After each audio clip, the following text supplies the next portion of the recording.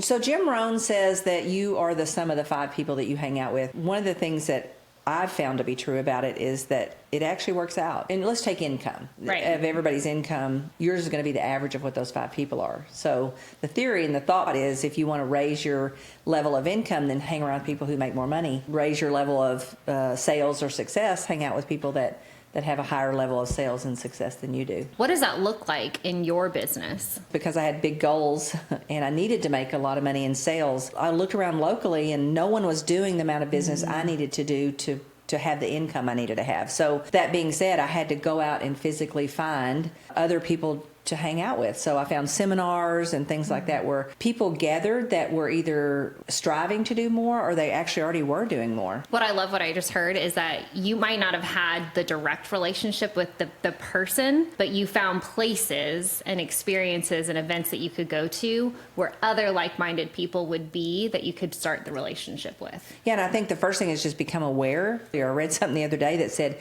it's not even only the 5 people you hang out with, but it's actually those people who they hang out with that you may not even know. Now, I had to wrap my brain around how that works, but I think it works probably like this. More than likely, they influence the person that you hang out with's behavior. Right. So therefore, that person influences your behavior. So I think about it with anything, but if you're at a restaurant and you hung out with people who ate fries all the time, I'm probably going to eat fries, right? Because they're eating fries. I definitely would. So I can blame my friends for needing to lose weight. It's their fault. If they would stop eating fries and drop some body fat, then I would automatically, I think. Jim Rohn was one of my favorite mentors. I read all of his books. I was blessed to get to meet him personally and spend some time with him. And so when I first heard it, you kind of feel bad. You think, oh my God, does this mean I got to leave my childhood friends behind? No, I think what you do is you understand if there's areas that you're actually trying to grow or achieve in, you purposely go seek those people out and spend time with them. When you think of business, right?